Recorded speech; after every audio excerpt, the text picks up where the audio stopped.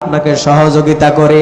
আমার বন্ধুগণ, এরপরে পুটলা টানার পরে যখন পার হয়ে গেল, জায়গা মতো চলে গেল, এবার জিজ্ঞাসা করলো নবী যে আপনি আসলে কি কারণে এই এলাকায় চলে এসেছেন, এলাকা ছেড়ে এসেছেন, বলেন না। বললো যে মক্কায় নাকি মোহাম্মদ নামে একটা পাগল এসেছে, এই পাগলটার কাছে গেলে মানুষেরা সব পাগল হয়ে যায়, এই কারণে আমি এলাকা ছেড়ে চলে এসেছি। আমার বন্ধুগণ, এবারে আল্লাহ নবীজির চোখের পানি ছেড়ে দিয়ে বলে, বুড়িমা, আপনি যেই পাগলের জন্য এলাকা ছেড়ে চলে এসেছেন, সেই পাগলটা আর কেউ নয়, এই পাগলটাই হচ্ছে আমি। সুবহানাল্লাহ বলেন। বুড়িমা বললেন, তুমি তো একটা ভালো ছেলে, তুমি এত সুন্দর একটা উপকার করলে আমার ভাইরা, আমার বন্ধুগণ। ওই বুড়িমা কালেমা পড়লেন, পরে মুসলমান হয়ে গেলেন। সুবহানাল্লাহ। আমার বন্ধুগণ, এবারে আসেন তুফাইল ইবনে আমর দাউসি রাদিয়াল্লাহু তাআলা আনহু। পরবর্তীতে তিনি ইসলাম গ্রহণ করেন। তার কাছে বলা বলি শুরু করলো মক্কার কাফেরেরা, আবু জেহেল, উতবা, সাইবা, মুগিরা, তারা বলা বলি শুরু করলো। এই তুফাইল ইবনে আমর দাউসি তিনি ছিলেন একজন কবি, সাহিত্যিক। তিনি কবিতা লিখতেন, সাহিত্য লিখতেন, অনেক গবেষণা করতেন। এখন মক্কার যারা বড় বড় কাফের, তারা শঙ্কা করতে লাগলো, ভয় করতে লাগলো, না জানি এই তুফাইল ইবনে আমর দাউসি কালেমা পড়ে নেয়। এবার তারা বলল যে মক্কার জমিনে এমন একটা পাগল এসেছে, খবরদার, খবরদার আমর দাউসি, তুমি তার কাছে যেও না। এমনকি তারা এমন কাজ করেছে, তুফাইল ইবনে আমর দাউসি তার কানের মধ্যে তুলা ভরে দিয়েছে। কি ভরছে? তুলা ভরে দিয়েছে, যে মুহাম্মদের আওয়াজই যেন শুনতে না পায়। আমার বন্ধুগণ, কানের মধ্যে তুলা দিলে আওয়াজ তো আর শোনা যায় না। এবার কাফেরেরা এই কাজ করে দেওয়ার পরে তুফাইল ইবনে আমর দাউসি চিন্তা করলেন যে এতই পাগল যে এর জন্যে আমার কানে তোলা দিচ্ছে, এতই বাজে আওয়াজ তার হয় না, আমি তো এতই অজ্ঞানী মানুষ নয়, আমি তো শিক্ষিত মানুষ, আমি দেখবো আসলে কি ধরনের। সুবহানাল্লাহ বলেন। আমার বন্ধুগণ, আমার ভাইরা, এবারে তুফাইল ইবনে আমর দাউসি তিনি চলে গেলেন মক্কার জমিনে। আল্লাহর নবীজি যেখানে আছেন লক্ষ্য করে দেখলেন যে নবীজি বসে আছেন, চেহারাটা দেখতে এত সুন্দর, চুলগুলো কত সুন্দর, তার নাকটা কত সুন্দর, তার মুখটা কত সুন্দর, তার দাড়ি মোবারক কত সুন্দর, তার হাত পা থেকে সবকিছুই কত সুন্দর, পূর্ণিমার চাঁদ যেন হার মেনে যায়।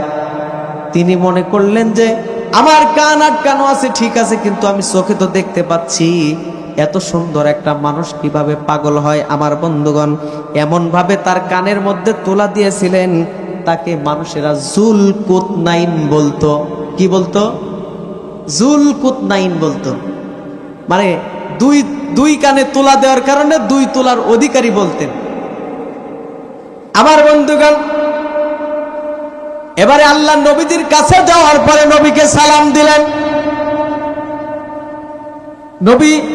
নবীর কাছে যাওয়ার পরে সাক্ষাৎ করলেন। সাক্ষাৎ করার পরে তিনি কথা বললেন, নবী কথা বলেন আর তিনি শুনতে পান না। আমার বন্ধুগণ, সাক্ষাৎ করলেন, তখনও তিনি মুসলমান হননি, সালাম দেননি, সাক্ষাৎ করলেন।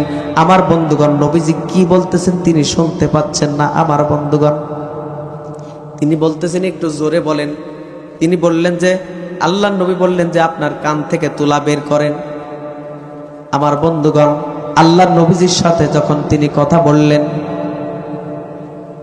কথা বলার এক পর্যায়ে তিনি চিন্তা করলেন যে এ তো সাধারণ কোনো মানুষ নয়, আমি কত কবিতা, কত সাহিত্য রচনা করি।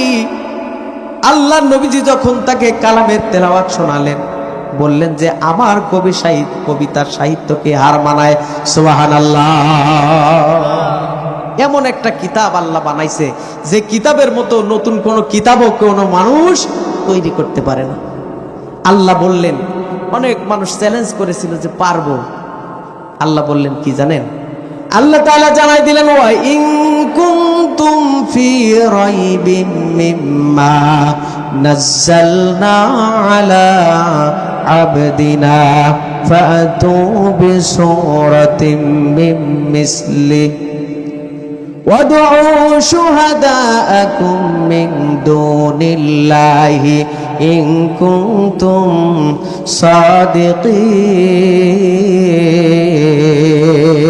صادقين রব্বুল আলামিন জানাই দিলেন, ও আমার বান্দারা, তোমরা এই কালামের মতো একটা সূরা, একটা আয়াত তৈরি করতে পারবে না। তোমরা যদি মানুষেরা না পারো, জিনেদের সহযোগিতা নাও, তাও পারবে না। কারণ কি? আল্লাহ পাক রব্বুল আলামিন জানাই দিচ্ছেন এমন একটা কিতাব, যেই কিতাব হচ্ছে মুজিজার। আমার বন্ধুগণ, মুসা নবীর না লাঠি নামক যে মুজিজা, সেটা কিন্তু এক সময় ছিল।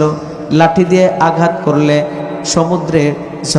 সমুদ্রের রাস্তা তৈরি হয়ে যেত, সাপ হয়ে যেত লাঠি ছেড়ে দিলে। আমার বন্ধুগণ, হযরতে ঈসা আলাইহিস সালামের অনেক রকম মুজিজা ছিল। মানুষদেরকে যখন চোখে হাত বোলাই দিতেন, চক্ষুষ্মান হয়ে যেতেন। আমার বন্ধুগণ, কবরের মধ্যে গিয়ে যখন ডাক দিতেন, অমুক কুম বিইজনিল্লাহ, সঙ্গে সঙ্গে দাঁড়ায় সালাম দিয়ে দিত সুবহানাল্লাহ। এই সমস্ত মুজিজা কিন্তু চলে গেছে, কিন্তু আল্লাহ কোরআন নামক যেই মুজিজা দিলেন, এই কালামের আজও পর্যন্ত চ্যালেঞ্জ গ্রহণ করতে কেউ সক্ষম হয় নাই। আজও কোরআনের মতো নতুন আরেকটা কোরআন কেউ তৈরি করা তো দূরের কথা, কোরআনের মতো একটা সূরা তৈরি করা তো দূরের কথা, কোরআনের মতো একটা আয়াত তৈরি করতে সক্ষম হয় নাই। সুবহানাল্লাহ। এবার আমর দাউসী নবীর তেলাওয়াত শুনলেন। আমার বন্ধুগণ, কারি আব্দুল বাসেত যখন তেলাওয়াত করে কত সুন্দর লাগে, আর নবীর মুখে তেলাওয়াত আমর দাউসী শুনেছে। আব্দুল বাসেত তেলাওয়াত করে, বিসমিল্লাহির রাহমানির রাহিম,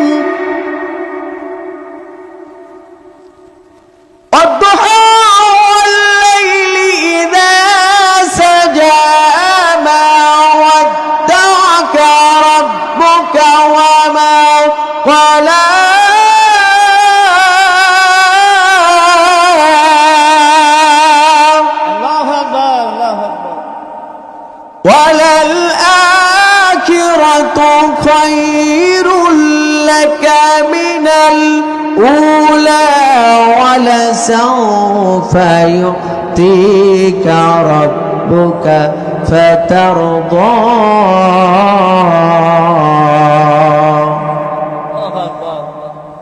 أَلَمْ يَجِدْكَ يَتِيمًا فَآوَى وَوَجَدَكَ ضَالًّا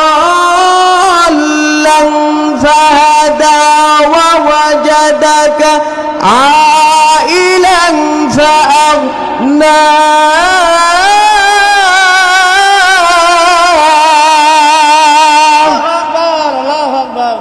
কি তেলাওয়াত শুনতে ভালো লাগে না?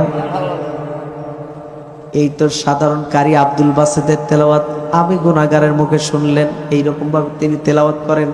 আল্লাহর নবীজি যখন তেলাওয়াত করলেন, বলুন তো তুফাইল ইবনে আমর দাউসির অবস্থা কি? তিনি বললেন যে না না না, আমি এই ভুলের মধ্যে আর থাকতে চাই না। নিজের চোখে দেখলাম এই মানুষটা এত সুন্দর একটা চেহারার মানুষ, তিনি কখনো পাগল হতে পারেন না। আমার বন্ধুগণ, তিনি বললেন যে এই মানুষটা পাগল হতে পারে না। আবার যেই কালামের তেলাওয়াত শুনলাম, আমার জীবনে আর কোনোদিন এই কালামের তেলাওয়াত শুনি নাই। আমার বন্ধুগণ, সঙ্গে সঙ্গে তিনি কালেমা পড়ে মুসলমান হয়ে গেলেন। একটু সুবহানাল্লাহ বলেন জোরে। তিনি কালেমা পড়ে নিলেন, লা ইলাহা ইল্লাল্লাহু মুহাম্মাদুর রাসূলুল্লাহ সাল্লাল্লাহু আলাইহি ওয়াসাল্লাম। তিনারা দিন পাওয়ার